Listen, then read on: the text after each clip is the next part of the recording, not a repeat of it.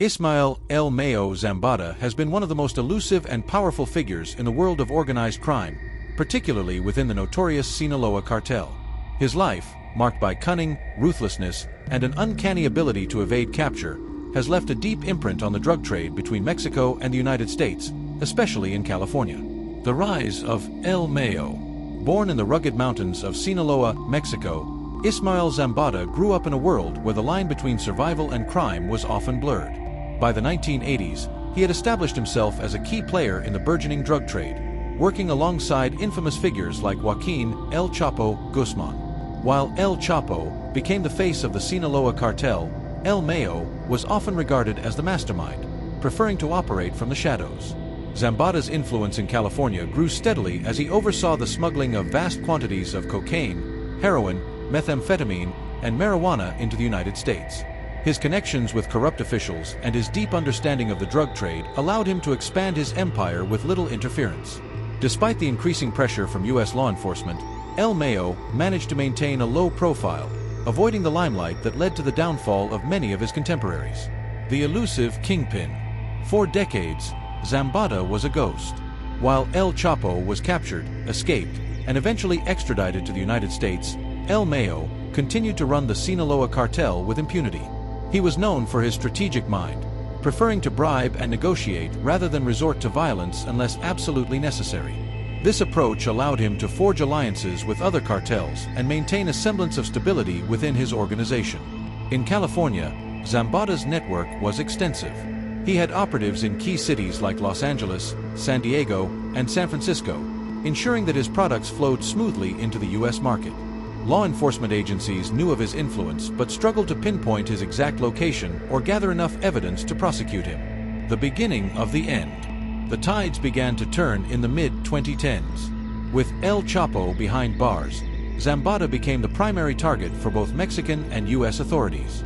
The Drug Enforcement Administration, DEA, in collaboration with Mexican intelligence, intensified their efforts to bring down El Mayo. A series of high-profile arrests of Zambada's associates and the seizure of massive drug shipments weakened his cartel's operations.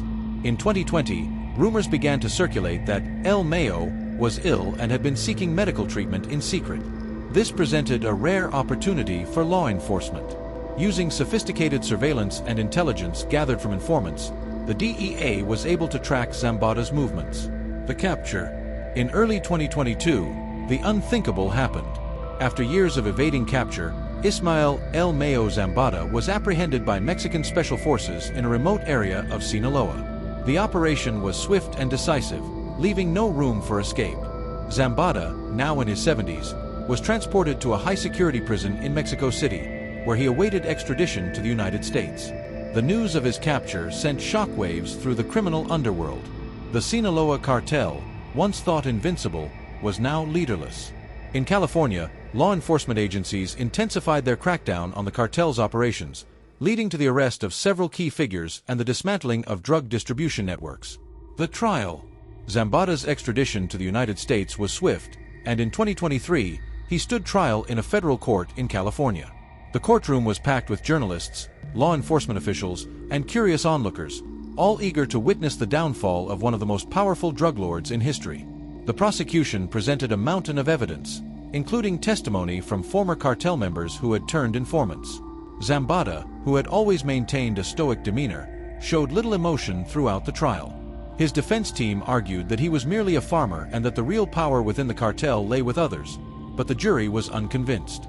After a lengthy trial, Zambada was found guilty on multiple charges, including drug trafficking, money laundering, and conspiracy to commit murder. He was sentenced to life in prison without the possibility of parole. The legacy of El Mayo. The conviction of ISMAEL El Mayo ZAMBADA marked the end of an era. His story became a cautionary tale of power, greed, and the inevitable fall that comes with a life of crime. Despite his downfall, the shadow of his influence still lingers in California and beyond. The Sinaloa cartel, though weakened, continues to operate, but without the leadership of El Mayo, it is a far cry from the organization it once was. In prison, Zambada remains a figure of intrigue, his life and legacy studied by criminologists, law enforcement, and those fascinated by the dark world he once ruled. His story serves as a reminder of the relentless battle between law enforcement and organized crime, a battle that continues to this day. Thanks for tuning into Sika True Crime Docs. If you enjoyed this story, don't forget to like and subscribe for more captivating tales. Your support helps us keep bringing these stories to life. See you in the next episode.